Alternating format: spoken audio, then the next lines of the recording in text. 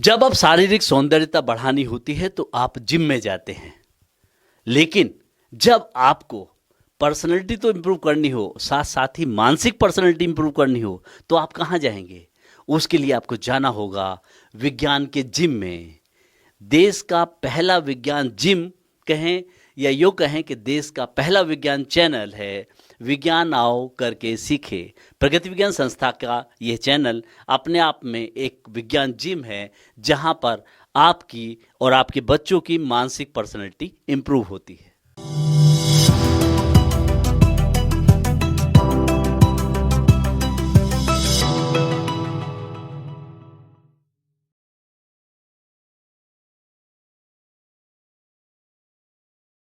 राजकीय कन्या inter college Baghpat में आज दिनांक 13/7/21 को एक वर्कशॉप का आयोजन किया गया। वर्कशॉप का मुख्य विषय low cost science teaching add. सबसे पहले कॉलेज के प्रधानाचार्य और हमारे सम्मानीय master trainer Shri Deepak sir के कर कलमों से माँ सरस्वती जी का दीप प्रज्वलन किया गया। इसके पश्चात मास्टर ट्रेनर जी ने अपना परिचय दिया और उन्होंने बताया कि विज्ञान का हमारे दैनिक जीवन में कितनी उपयोगिता है। इसके बाद उन्होंने बारी बारी से सभी अध्यापकों का परिचय लिया और अध्यापकों की विज्ञान विषय में किस विषय में ज़्यादा रुचि है उससे भी उन्होंने सबको अवगत कराया। इसके बाद सभी अध्यापकों ने जब अपना परिचय दिया तो उनके मन में जो कुछ कमी थी उन्होंने वो भी बताया कि अगर ऐसा था मैं पहले और उसमें ये कमी है तो अब मुझे ये चीज़ मिल जाए तो मैं बच्चों को और कितना अच्छा सिखा सकूं। मास्टर ट्रेनर दीपक सर ने अपने यूट्यूब चैनल से भी हम सबको अवगत कराया, जो हमारे लिए भविष्य में बड़ा ही उपयोगी है। और आप यूट्यूब पर सर्च कर सकते हैं विज्ञान आओ करके सीखो। जैसे ही आप इसे डालेंगे तो दीपक सर के चैनल के माध्यम से हमें नई नई जानकारियां मिल जाएंगी। उन्होंने सबसे अच्छा उदाहरण दिया जिसमें हम थोड़ा कंफ्यूज हो गए। जामुन के उदाहरण से बल को किस तरीके से नियंत्रित किया जाता है, और उन्होंने एक ऐसे इंसान का उदाहरण दिया जिसने मैक्सिमम जामुन तोड़ी थी बिना कुछ मतलब ना डाली टूटी और जामुन ज्यादा से ज्यादा तोड़ ली। फिर उसके बाद उन्होंने बताया कि लैब में बच्चों और टीचर के बीच में किस तरह से कम्युनिकेशन होना चाहिए, यानी टीचर लैब में बच्चों का रुझान कैसा पैदा करे। फिर उसके बाद खासकर बच्चों और टीचर में गैप, खासकर जब लैब में अगर बच्चा हिचकेगा तो फिर वो पूछेगा क्या। तो इसीलिए बच्चों को दो तरह के लिए हमें तैयार करना चाहिए, एक तो जिज्ञासु बनाना चाहिए और दूसरी बात है प्रॉब्लम सोल्वर, यानी वो अपनी प्रॉब्लम्स हमारे सामने रखें और कुछ प्रॉब्लम वो सोल्व करेंगे। यानी जब जिज्ञासा आएगी तभी प्रॉब्लम आएगी, फिर वो टीचर से पूछेगा, फिर टीचर उसको सोल्व करेगा, तभी बच्चा फिर लैब के कार्यों में अपनी रुचि दिखाएगा। फिर उसके बाद मुझे दीपक सर की एक बात बहुत अच्छी लगी, उन्होंने बताया यानी कि बेटे और माँ का जो रिलेशन है वही टीचर और बच्चे का है, बिल्कुल सेम थिंग। तो ये चीज इस तरीके से एक छवि पैदा करती है कि हाँ टीचर जो है वो लैब में जाकर रियल में वर्क करे। फिर उसके बाद उन्होंने हिमाचल प्रदेश का एक यूनिवर्सिटी का उदाहरण दिया जिसमें लड़कियों को एक मतलब ज्यादा ही आदर्शवादी बनाया गया, बट इसके साथ साथ उन्हें आदर्शवादी बनने के साथ साथ प्रॉब्लम सोल्वर भी बनना चाहिए ताकि वो अपनी प्रॉब्लम्स भी सोल्व करें। और दिल्ली का उदाहरण दिया दोनों के बीच में कंपैरिजन की, लैब को कैसे व्यवस्थित करना चाहिए इसके बारे में बताया। और 3-4 उदाहरण से कुछ ऐसी टेक्निक बताई जिससे विज्ञान को समझने के लिए आसानी मिलती, जैसे पाइप का उदाहरण दिया, पत्थर और रस्सी से सेंट्रीपिटल और सेंट्रीफ्यूगल फोर्स के बारे में समझाया, 2 ग्लास को जोड़ के 2 गेंद अलग अलग करके बताई, और बोतल के ढक्कन से पानी को नहीं गिरा और रस्सी जैसे हमने घुमाई थी। तो ऐसे उदाहरण से हमें पता चलता है कि विज्ञान का व्यवहारिक जीवन में कितना उपयोग है।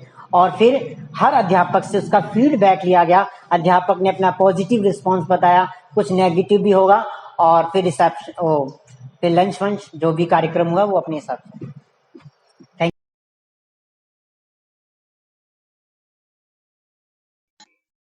घने घनाभ प्रिज्म बेलन पिरामिड शंकु व गोला, इनका स्वरूप व पृष्ठ आयतन स्नेही जल्दी बोला, स्नेही जल्दी बोला।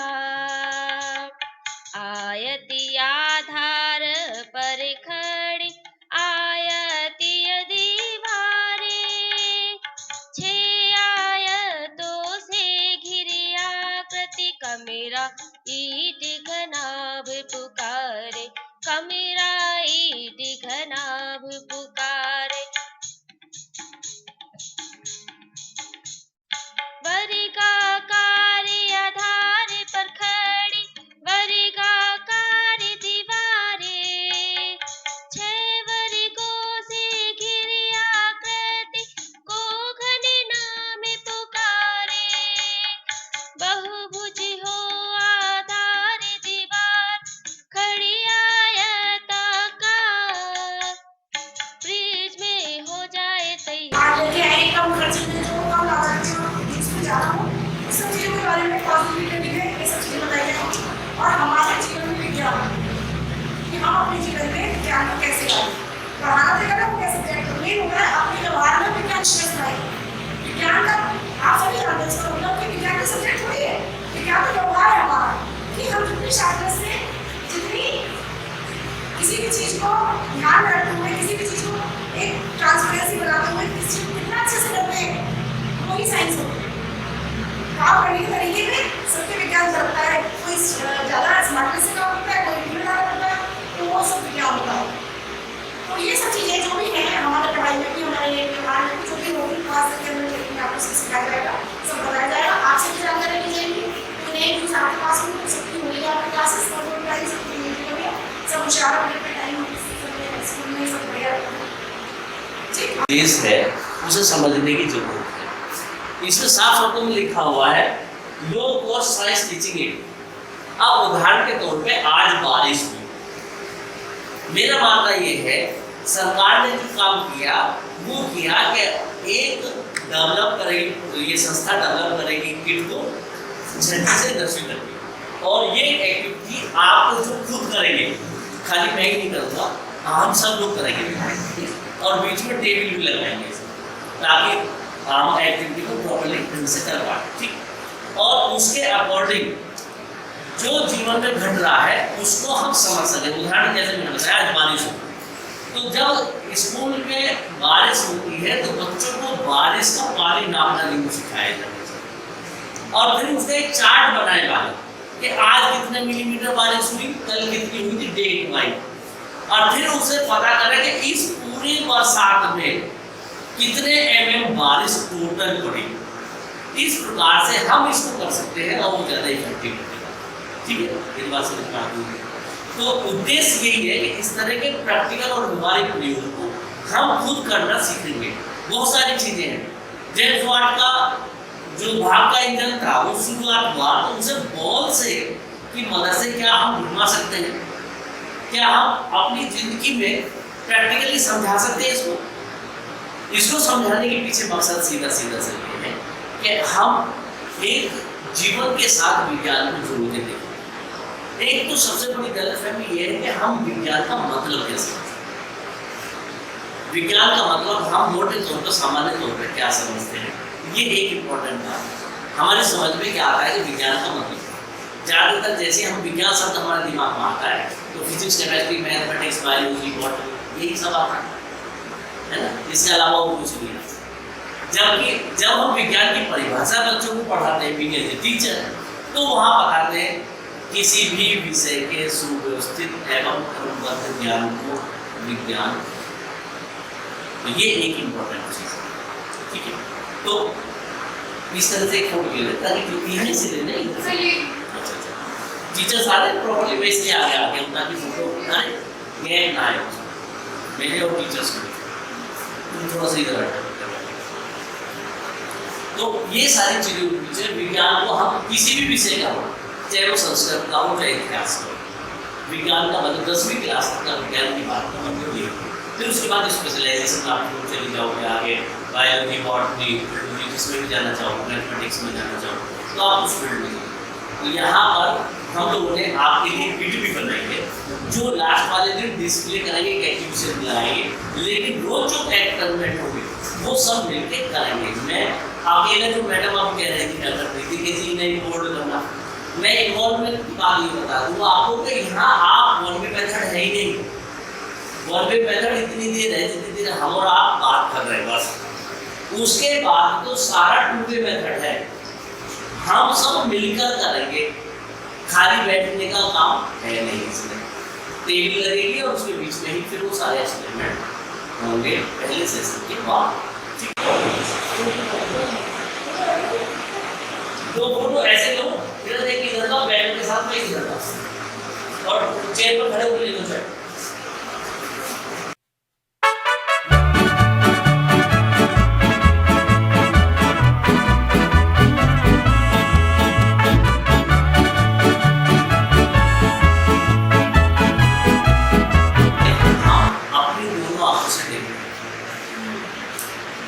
दोनों आंखें अलग अलग कैमरे से अलग अलग हैं।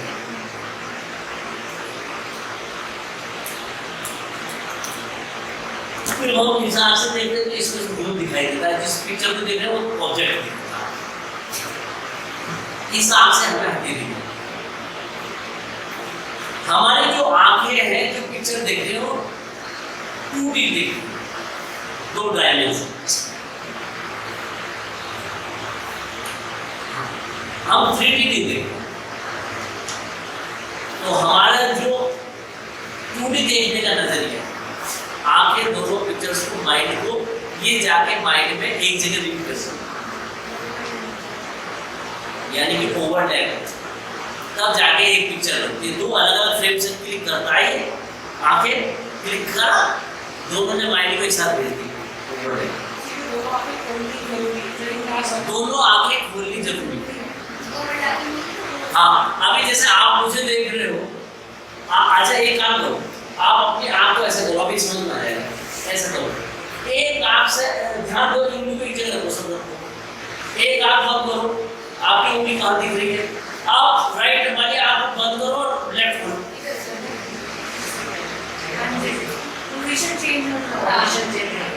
हो गया? ये प्रैक्टिकल भी आप बच्चों को करा सकते हो। इसमें ज़्यादातर टीचर जब भी हम प्रैक्टिकल बात करते हैं तो कहते हैं हमको पैसा ना गवर्नमेंट सरकार ने कितना दिया वो। आज आपको ऐसी किटें बनवाऊंगा अगले 5 दिन में, आपका कॉलेज खुश हो जाएगा और आपको वो सारा सामान दूंगा जो आपको गर्व होगा अपने आप पे कि हाँ हमने ये वर्कशॉप की। क्या इसको इतनी ताकत दी जा सकती है कि इतनी भारी चीज को ये ऊपर उठा हो सकता है? आ जाओ सर, कैसे होगा बताओ? सर जो आपके जो इस मीटिंग है इसी कैसे मीटिंग है जो आपके हमारे पेंडुलम है, लेकिन थोड़ा जोर से बोले, आपकी आवाज क्लियर है। जो आपके आने पेंडुलम है प्रोजेक्ट जो आपका है ना हैंड और जो इसमें ये रस्सी से कनेक्टिविटी है, हाँ, इसी बेस पे आप इसको काम कर सकते हो। इसी बेस पे कैसे करेंगे बताओ? ये तो हर बार यही नीचे जाएगा, ये ऊपर जाएगा, कैसे करेंगे?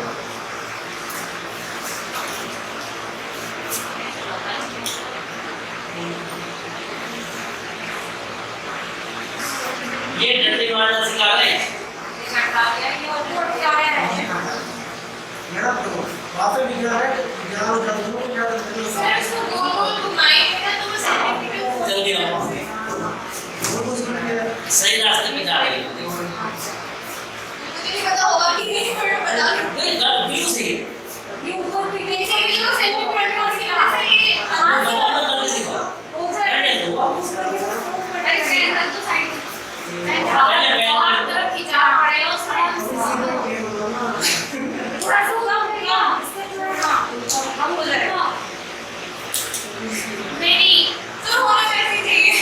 इतना कहना ये है कि इसे ऐसे लो, ऐसे हाथ करो और देखो पहले ऐसे उठाओ। आप उठाओ, समझ आ गया?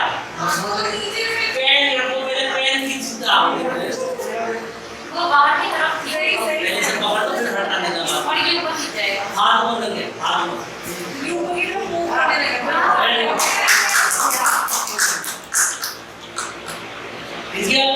फोटो बढ़िया आया मैडम का। अब बच्चों के सामने देखिए, ये से अगर ये हेलीकॉप्टर भी ऐसे ही उड़ता है ना, अगर हम बच्चों के सामने ये वाला करें, देखिए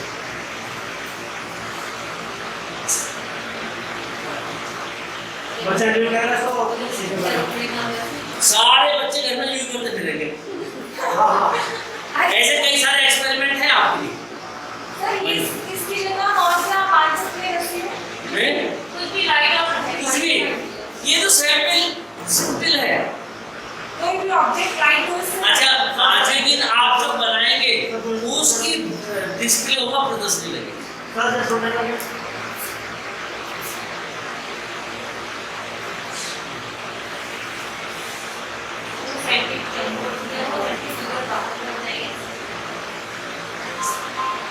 ठीक है, क्लियर हो गया? अब बात ये है, अब अगला सवाल आता है कि ऐसा क्यों?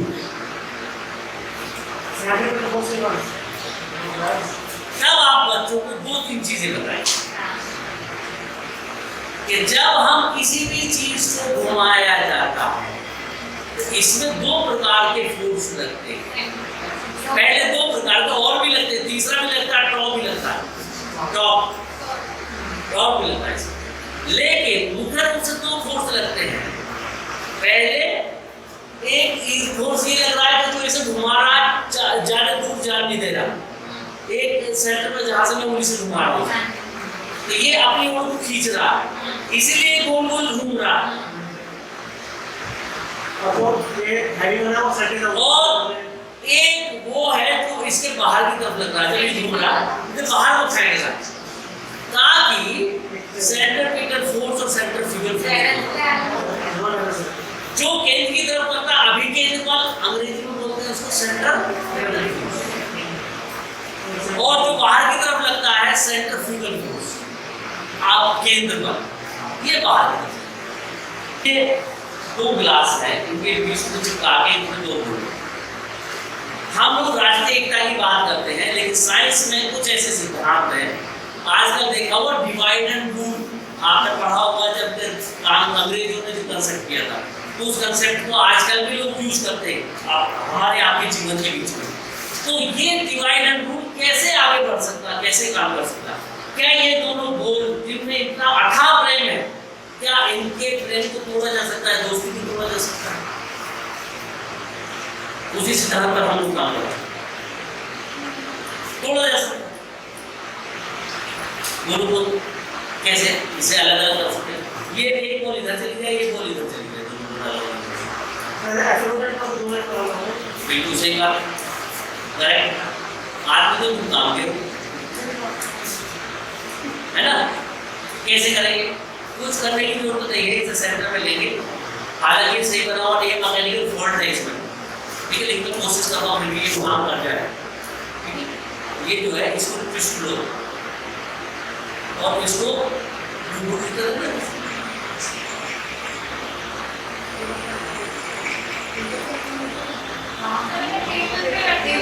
अगर हमें इसे एक मिनट, अगर मैं इसे ऐसे घुमा दूं,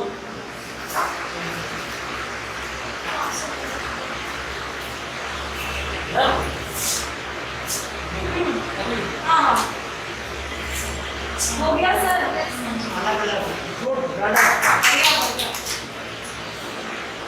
अब ये बताओ इसमें कौन सा नियम विज्ञान लगेगा?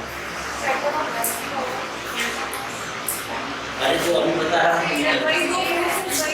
सेंट्रीपिटल और सेंटर, जब किसी भी चीज को घुमाया जाता है तो एक बल जो बाहर की तरफ लगता है, जिसे आप केंद्र बल कहते हैं, सेंटर फ्यूगल जो बाहर की तरफ होता है, सेंट्रीफ्यूगल जो केंद्र की तरफ होता है, सेंट्रीपिटल। आपने बचपन में ये काम बहुत किया और सारे लोग करते हैं। पानी की डोलची भर के तो उसमें पानी भर के घुमाते हैं और फिर कहते देखो पानी नहीं गिर रहा है, और जब गलती से उसमें पानी गिर जाए और वो जब गिरता है बेड पे, और उसके बाद तो मम्मी से पुरस्कार मिलता है, उसका तो जवाब नहीं होता। तो ऐसा पुरस्कार और ऐसा पानी कितनों ने गिरा है अपने घर में? 1 तुमने भी गिरा, 2, हाँ, नहीं गिरा होगा, भूल गए होंगे। उसके लिए मैंने एक डोलची बनाई, बोतल का कैप काटा आगे जैसा, उससे डोलची बना। अब आप देखो, अगर मैं इसे ऐसे घुमाऊं तो क्या पानी गिरेगा? बच्चों से पूछ सकते हो, जो सवाल मैं आपसे ऐसे टीचर और बच्चों के बीच में बात कर रहा हूँ। अभी आप जैसे बीएड में पढ़ाई जाती है ना, बच्चे और टीचर, बच्चे लोग तो अब आप देखेंगे कि मैं इसको घुमाऊं, तो मैं एक दिन घुमा रहा था तो एक दिन एक टीचर बोला कि सर्दी से शुरू करके घुमाओ जरा, पानी गिर जाएगा। फिर आगे करके भी घुमाते हैं। तो मैं बता रहा हूँ, छोटा कर लेना से तो जल नहीं होगी। फिर आगे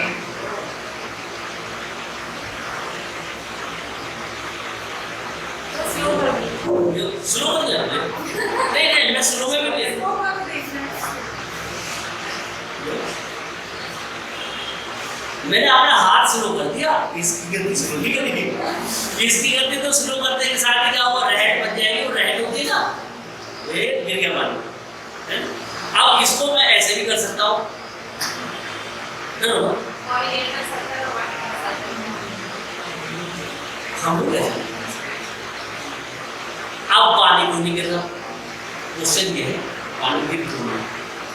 पानी इसलिए नहीं गिर रहा क्योंकि वही क्वेश्चन आ, वही सवाल आ, सेंटर पिटर और सेंटर फिगर, ये बाहर को भागना चाहता है। जब किसी चीज को रोटेट किया जाता है, ये पानी बाहर को भागना चाहता है, लेकिन ये इसको अंदर की तरफ खींच रहा होता है। अब अंदर को खींच नहीं सकता, तो ये बाहर से निकलना चाहता है। अगर इसमें हम छेद कर दें और फिर घुमाएं, फिर ये धार बन के काम करे। अगर ये से छेद कर देना, तो ये धार की तरह पानी निकलेगा। जब हम तेजी से घुमाएंगे तब इसे करके देखेंगे कल, ठीक है ना? आज भी कल करेंगे। सीढ़ी वाला था वो आपको क्या है उसके बाद हाँ है ठीक है, ये चार के साथ बैटिंग छेद वाला है नहीं है? चलो इधर कर रहे हैं, छेद कर लेंगे तो सुई है उसका पता नहीं, कोई बात नहीं। इसे ये सब चीजें बनानी है, प्लस आपके दिमाग में जो चीज आ रही है, हर रोज एक टीचर कोई एक एक्टिविटी यहाँ समझाएगा। कौन समझाएगा? ये आपस समझाएगा। रोज मेरी छपना पार्ट है, हर एक टीचर को यहाँ आके एक्सप्लेन करनी है एक एक्टिविटी को अपनी बना